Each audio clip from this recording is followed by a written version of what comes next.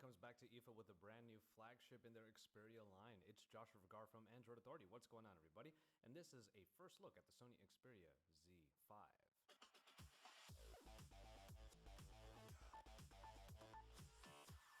At first glance at the Xperia Z5, it might look a lot like all the other Xperias, but that's something we probably expected already in the Xperia Z5.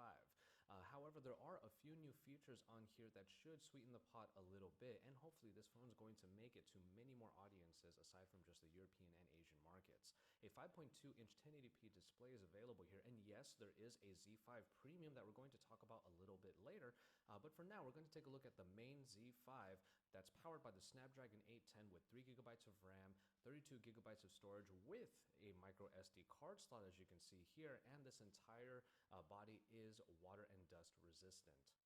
But what we do really like about the Z5 here is the somewhat different look on the side. What we have here is a much larger silver power button that doesn't quite look as iconic as it did before, as we remember from previous Xperia devices, but still has a very unique look. But the reason why it's a lot wider now is because Sony's fingerprint reader is embedded in there. So if you're going to be unlocking the phone with your right hand, holding the thumb there is going to be how you will unlock the phone, and it actually feels quite nice. Just tap the button in order to wake the phone and hold your thumb there and it will unlock quite easily. Feasibly, you should be able to do this with, let's say, your index finger on your left hand, for example, but really in our testing right here, I went ahead and put a fingerprint on there and it seemed to really work quite well. In general, however, the Xperia Z5 feels really nice in the hand, as most Xperias do, because its symmetrical design just feels quite solid and is really easy to grip and really just sort of tumble around if you need to get to the notification drop-down at the top, for example, or go from left to right. The Xperia Z5 still continues that great handling experience, especially in the size that it keeps at 5.2 inches in the display. Now, the display technology is still being boasted about by Sony, and we do think that it looks quite nice, especially in our first look here. But really, what we really notice here is just how fast the phone is. The Snapdragon 810 is doing a great job of powering the Xperia UI, which is backed by Android 5.1.1. And as I'm going through the recent app screen and really hitting all the apps that I possibly can, it really feels like one of the snappiest editions of Android that we've seen thus far. It's definitely up there, and the Xperia UI does try to keep things fairly Spartan with only a few features here and there, including those little small apps that you can access from the recent app screen, but even then, it still feels really, really smooth and very rapid. But what we're really excited for is checking out the new camera. Now, this is the first time in the Xperia line in a long time that we've had a reimagined camera module in the back, and we're really looking forward to putting this 23 megapixel Exmor RS sensor to its testing. What really is intriguing to us is the fact that Sony really put out there that their imaging department has been one of the best. And yes, they have come out with some great alpha cameras, and hopefully now we'll be able to see that kind of quality in their smartphones. The Z5 also sports one of the fastest autofocuses, and I tried to test it in this particular unit, and it did seem to do a really good job, even in this somewhat low light situation that I was testing it out in. Of course, 4K video capture will be available on there, and a steady shot technology will hopefully be able to stabilize all of the photos and even the videos in a way that makes it very pleasant to the eye.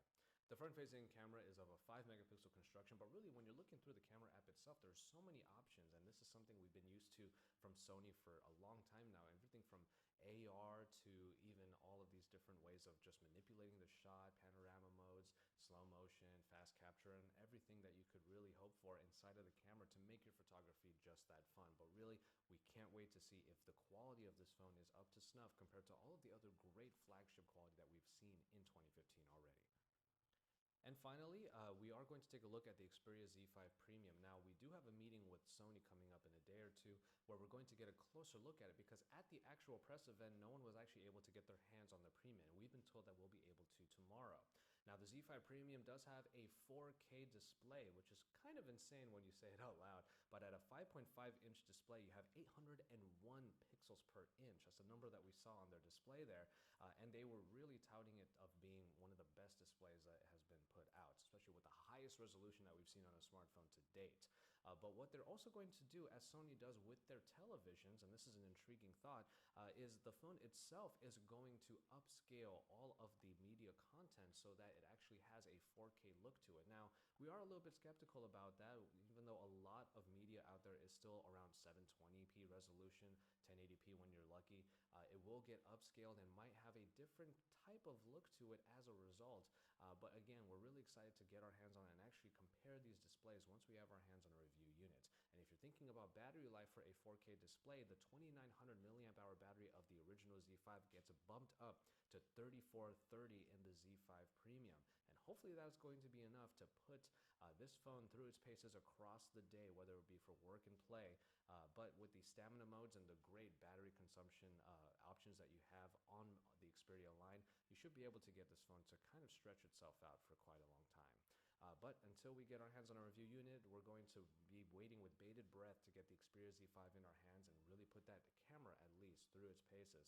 We do really like the fingerprint reader in the side power button, and really it just looks like a pretty solid phone that we had a pretty good time with in our short time with it already. So keep it tuned to Android Authority for even more from IFA in Berlin, as we are here at the Sony booth bringing you the Xperia Z5.